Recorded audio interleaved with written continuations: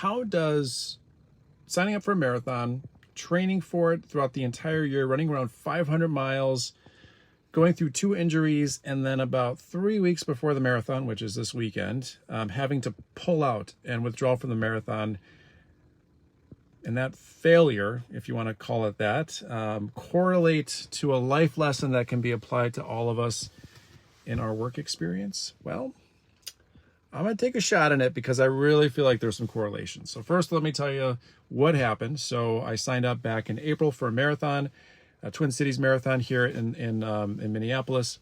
And I ran in April and May. I injured my knee in May, basically due to overtraining. I went and saw a physical therapist, took about 6 weeks off of running. And then even though the physical therapy really worked and they were awesome and my knee was better, instead of picking up where I left off in my training and working my way back up, I kind of skipped the time that I wasn't training and just jumped back into the training of where I should be at that point, if that makes sense. And it worked for a while, about a month and a half. I worked my mileage back up. I ran all the way up to 19-mile run about a month ago, and that 19-mile run was awful. I injured my other knee. This time it was a different part of my knee, the IT band, and all I'm going to say is it was brutal. I'm glad it wasn't a permanent injury, but it could have been. And it still bothers me to this day. Can't run. I can run maybe 2 miles max. I just did a couple days ago, and that's it. And so I made the decision about 2 weeks ago, like I said, that I was not going to be able to run the full marathon. I'm not going to be able to run anything.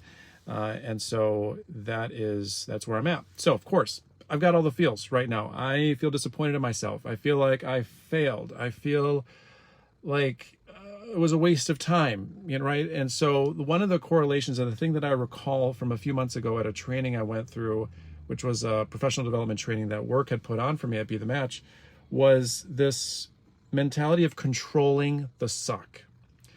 And I cannot tell you how much I think about that, especially in this situation, and also the correlation, again, into my work life. So there are several correlations. The fact that we as employees, as leaders, whatever you are, striving to do the things that are asked of you, striving to go above and beyond to prove yourself, striving to be, hopefully the best that you can be in what you do. And with that, things don't always go great. Sometimes we fail. Sometimes it's an epic failure. Sometimes it's a small failure that is kind of part of our days. But no matter what it is, we're failing all the time. And I think it's really healthy, honestly, in my experience, and I'm embracing this, of controlling the suck, to take time and really embrace that, embrace the suck.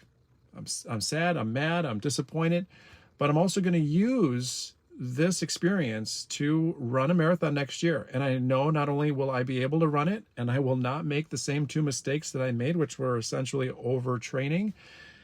I've listened to my body.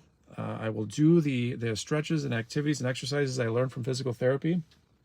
I will control the suck. And I will not only run this marathon, but I will run the best marathon I've ever run in my life. Even though I've run 4 before in my 20s and 30s, this one next year is going to be the best.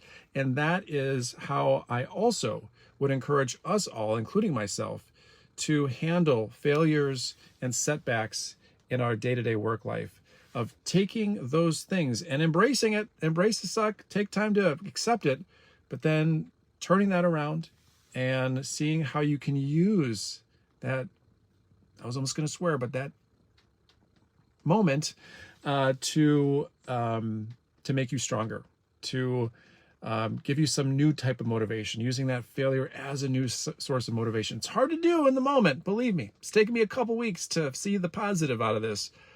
But once you can accomplish it, as I'm challenging myself to do, I think great things will come to all of us. So that is my words of wisdom for this week.